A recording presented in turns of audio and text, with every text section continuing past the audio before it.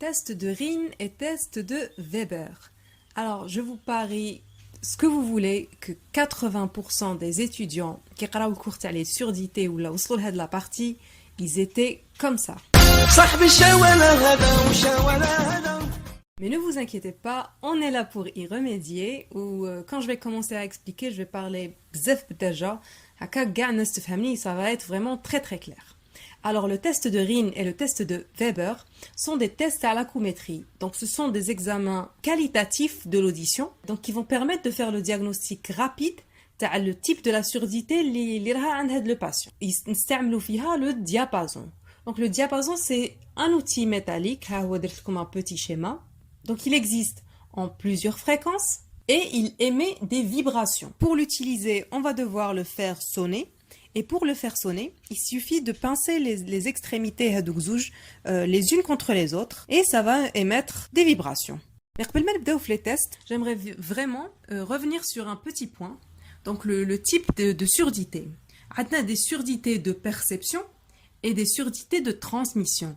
Kingoulou perception, donc percevoir. En français, un synonyme de percevoir, c'est sentir. Donc, aqlou neurosensoriel. Win, l'oreille interne. Donc la surdité de perception, c'est un problème au niveau de l'oreille interne. En revanche, une surdité de transmission, c'est un problème de l'oreille moyenne ou la externe. Parce que la transmission, c'est transmettre le son d'un point A à un point B. Donc l'oreille externe, elle va transmettre l'oreille moyenne qui va ensuite transmettre à l'oreille interne. Avant de commencer, je tiens juste à préciser que ces tests doivent être effectués de manière bilatérale et de manière comparative. Le test de Rhin. Alors, le test de Rhin, il s'effectue en deux temps. Un temps où on va tester la conduction osseuse et un temps où on va tester la conduction aérienne. Le premier temps, le diapason on va le faire sonner et l'extrémité derrière l'oreille du patient, le mastoïdie, à la base du crâne.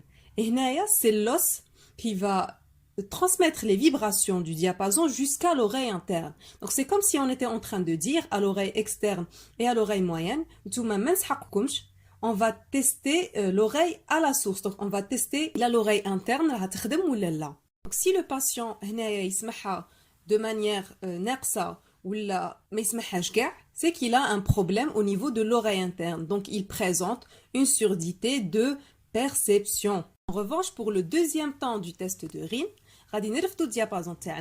on va le faire sonner et on va le rapprocher de l'oreille du patient. Mais juste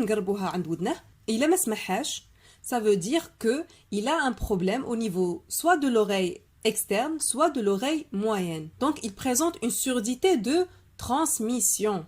Vous pouvez faire un screenshot de la planche ou la redessiner grossièrement pour vous aider dans vos révisions. Passons au test de Weber. Donc on aura toujours besoin de notre diapason. On va le faire sonner et on va le poser sur le front du patient. Une personne normale de la même manière des deux côtés. En revanche, il a un problème. Le patient aura tendance à c'est pour ça qu'on dit que le Weber, il est latéralisé. En cas de surdité de perception, le patient aura tendance à mieux entendre du côté sain. Donc, PS. En cas de surdité de transmission, il aura tendance à mieux entendre du côté atteint. Donc c'est pour ça qu'on dit qu'il est latéralisé soit du côté sain, soit du côté atteint. Alors je sais que les étudiants ils font bzaf le test de Weber.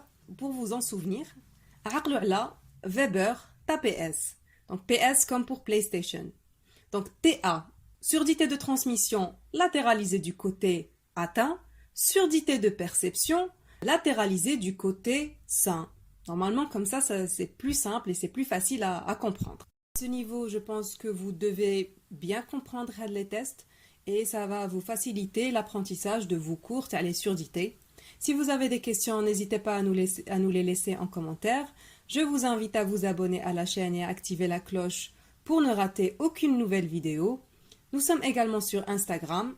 Le lien se trouve dans la barre de description. On espère vous y revoir.